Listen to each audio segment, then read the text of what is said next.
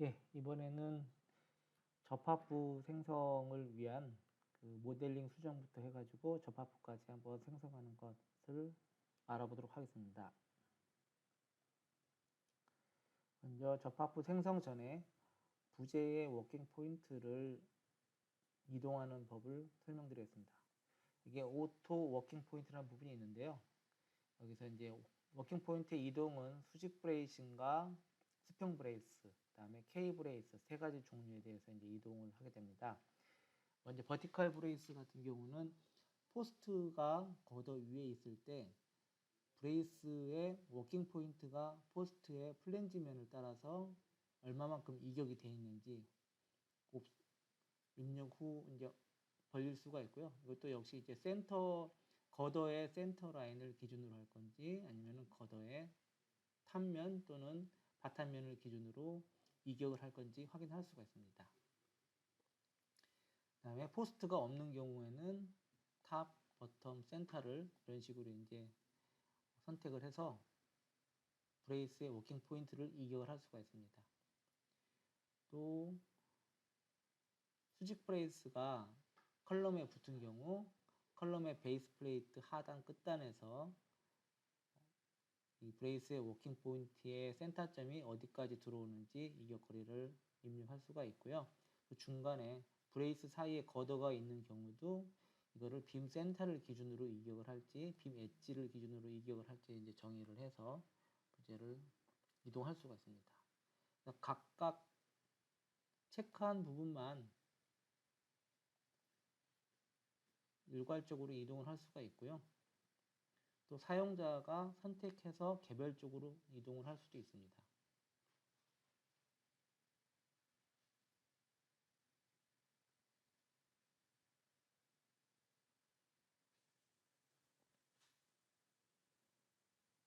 네, 이동이 다 됐고 한번 확인을 해 보겠습니다.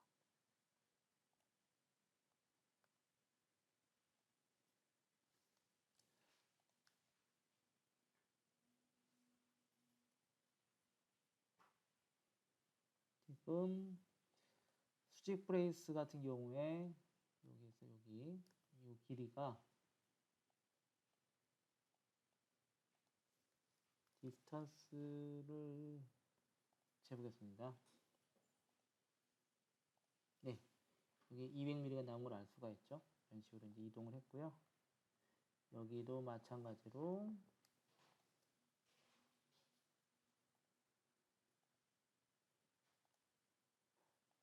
네, 해서 200mm가 이렇게 이동이 돼서 워킹 포인트가 재정렬된 것을 확인할 수가 있습니다. 그리고 H 브레이스를 이동해 보겠습니다. H 브레이스 같은 경우도 다양한 옵션이 있는데요.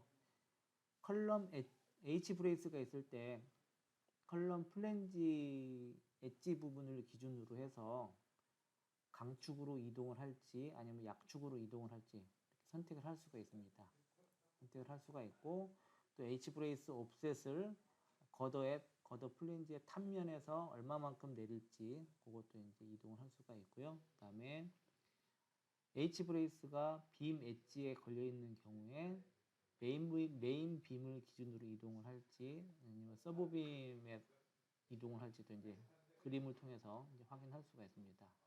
그래서 전체를 무브 체크를 해보겠습니다.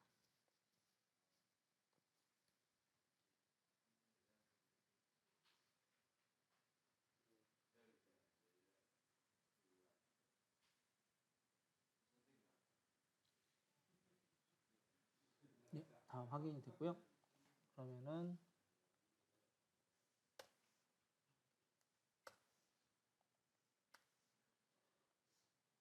수평부에서 확인을 하게 되면은 이제 이런 식으로 네. 그래서 지금 이렇게 이동이 이제 다 됐습니다. 됐고 예, 여기도 지금 이런 식으로 있고 옆에서 봤을 때도 200만큼 다 내려온 것을 확인할 수가 있습니다. 그다음 매뉴얼로 워킹 포인트를 이동하는 기능이 있습니다. 사실 이거는 오토로 워킹 포인트 이동 후에 만약에 고객의 생각에 맞지 않게 이동이 된 경우에 이 기능을 통해서 이제 이동을 할 수가 있고요. 이 기능은 사실 자주 사용되는 기능이 아니기 때문에 매뉴얼을 참조해서 확인하시면 될 것 같습니다. ESDI의 커넥션 생성부에 대해서 설명을 드리겠습니다. 커넥션 생성은 먼저 인서트 커넥션 코드를 통해 커넥션의 코드를 각 부재의 시종점에 입력을 하고요. 두 번째로 입력된 커넥션 코드를 확인하면서 이제 변경할 수 있는 게 체인지 커넥션 코드입니다. 커넥션 코드가 입력이 된 이후에 오토 커넥션을 통해서 ESDI에서 제공하는 접합부 모델을 자동으로 생성을 하게 되고, 그 이후에 멤버 컷백을 통해서 일부 부재에 대해서 컷백을 수행하게 됩니다. 먼저 인서트 커넥션 코드를 먼저 살펴보겠습니다. 인서트 커넥션 코드를 누르게 되면은 베이스 플레이트, 다음 쉐어 커넥션, 모멘트 커넥션, 익스펜션 조인트, 가세트, 그다음에 클립 앵글, 브레이스의 클립 앵글, 용접, 리무버블 빔, 이런 형태의 이제 커넥션 코드를 자동으로 입력을 하게 됩니다.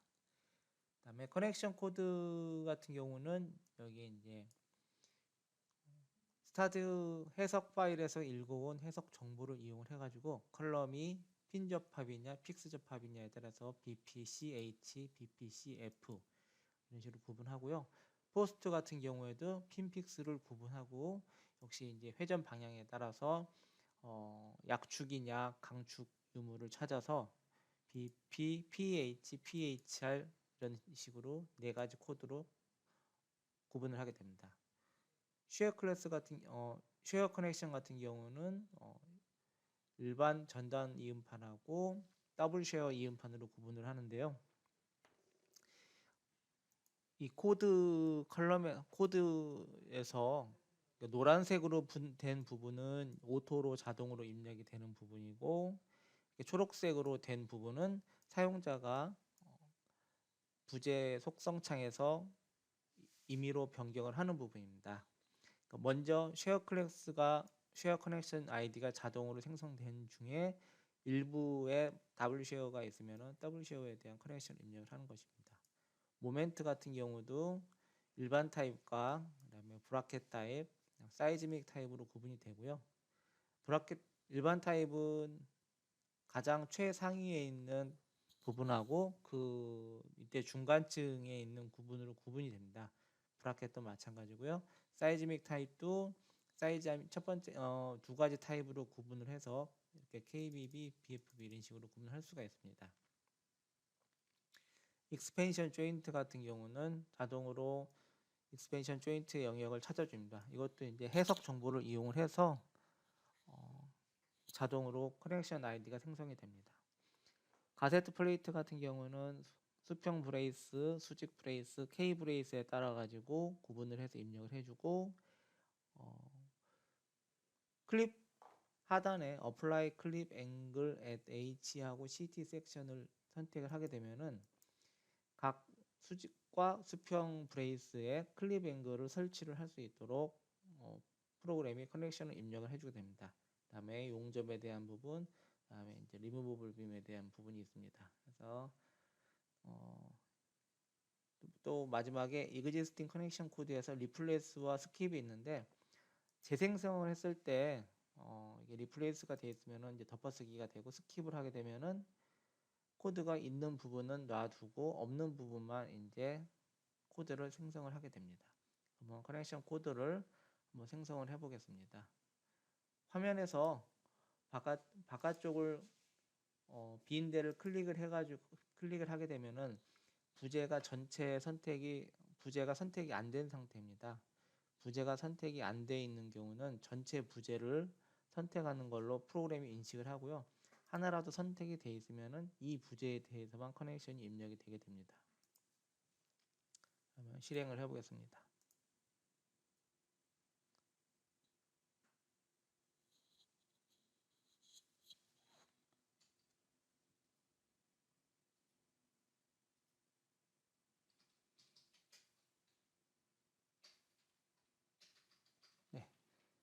완료가 됐고요. 그러면 잘 입력이 되어 있는 확인을 해보겠습니다. 먼저 컬럼을 확인해 보면은 컬럼을 더블 클릭을 해서 커스텀 프로퍼티의 모 창을 누르면은 여기서 ESDI의 커넥션 코드, 이 노란색 부분이 스타트이고 초록색 부분이 이제 엔드 부분입니다. 그러면은 이 노란색 부분이 BPCF 베이스 플레이트 칼럼 픽스드 형태로 지금 입력이 된 것을 확인할 수가 있습니다. 거저 같은 경우도 누르게 되면은 부재를 누르고 개설하면은 현재 부재에 대한 정보를 갖고 올 수 있습니다. 양쪽에 S와 S 쉐어 커넥션으로 입력이 된 게 확인되고요. 이 부재 같은 경우는 MI 모멘트 타입으로 입력이 된 것을 확인을 할 수가 있습니다. 체인지 커넥션 코드 같은 경우는 일반적으로 커넥션 코드를 다 생성을 한 후에 만약에 이 부재에 대한 코드를 갖고 오면은 양쪽에 쉐어 커넥션 SS로 되어 있습니다. 근데 이게 S가 아니라 스페셜 커넥션으로 해가지고 S 언더바 스페셜 01 이런 식으로 하고 스탠다드 도면 명칭이 DWG 커넥션 SP1 이런 식으로 이제 입력을 하게 되면은 해당 부분에 대한 정보가 바로 부재의 커넥션 코드에 입력이 되고요. 체인지를 누르면은 뭐에 이런 식으로 이제 자동 입력이 되고 이 부분이 도면에서 커넥션 코드를 생성할 때 적용이 돼서 커넥션 코드의 마크와 심볼이 변경되고 거기에 레퍼런스 드로잉 넘버가 기입되는 것을 확인할 수가 있습니다. 스페셜 커넥션 부분에 대한 정보는 이렇게 사용을 하게 됩니다.